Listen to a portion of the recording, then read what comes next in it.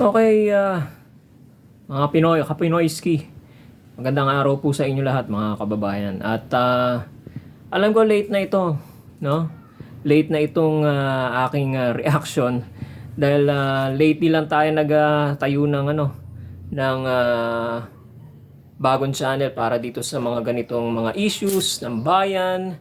Hindi lang naman sa politics or government, pati naman sa sa iba't ibang issue sa ating sosyedad, Bukod sa ating sports channel, Talking Toshi Sports, matutunguhan niyo po yung aking mga komento, personal comments tungkol dito sa mga nangyayari sa ating bansa at sa ating kapaligiran. Ayan.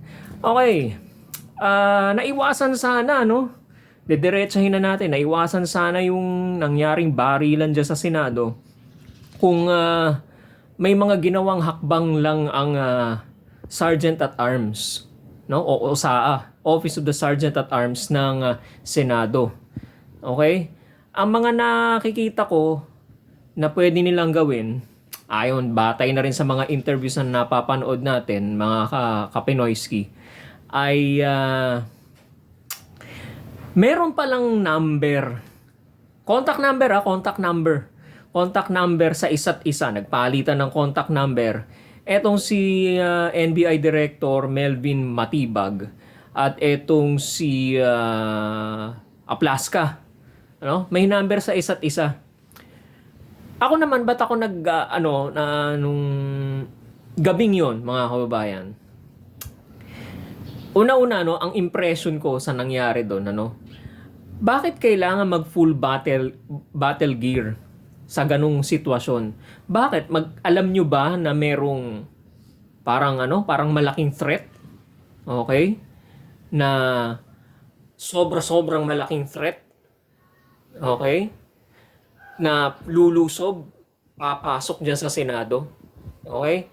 Parang very unlikely kasi. Bakit, mga kababayan? Tandaan nyo, may mga pulis na sa labas. Ang dami-dami ng pulis. Kung merong external threat na mangyayari, mga kababayan, di ba dapat ang unang makakadetect nun yung mga pulis sa labas? Okay?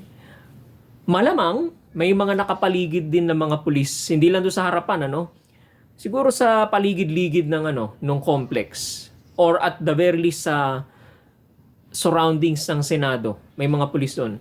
Kung merong major attack na mangyayari sa Senado, bakit hindi na-detect ng mga pulis sa labas? Sila una-una makaka-detect niyan.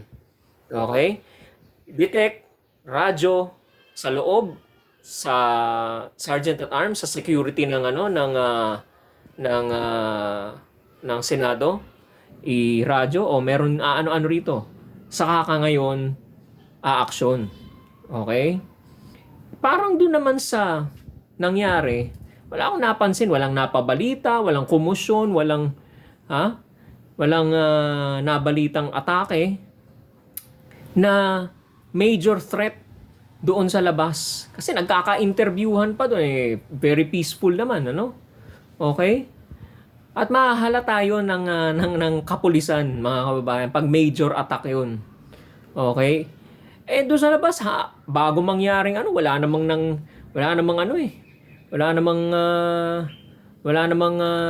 major attack na maaring mangyari dito sa Senado.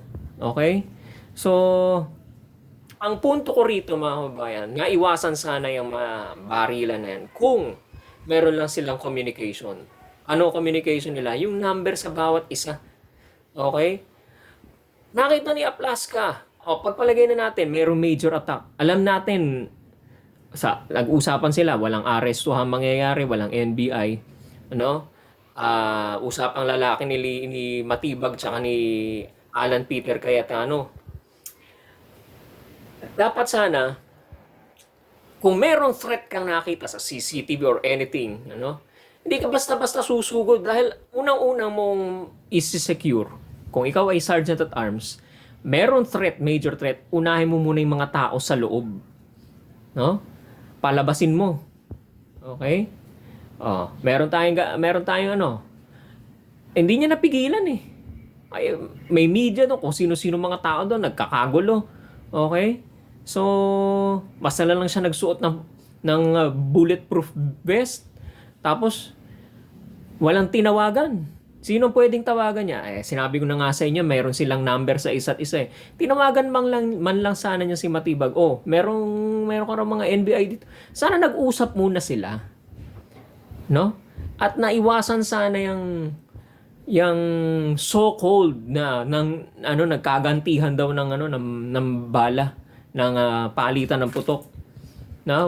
Naduda rin ako, no? Yan.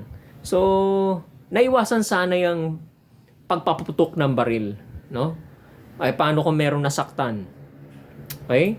Ang una-una mong, kung ikaw ay Sergeant at Arms, as much as possible, walang dapat lalabas na bala sa inyong mga baril sa mga firearms ninyo. Walang masasaktan, walang maaalarma, very peaceful ang lahat. Yan. Kung meron ka na-detect na pagsugod sa inyo, hindi mo man lang tinawagan si Matibag. Kung akong, tatawagan ko muna. Or the very least, kung ayaw mong tawagan si Matibag, yung security ng GSIS, o kung gusto mo, yung mismong general manager ng GSIS. Siya ang tawagan mo.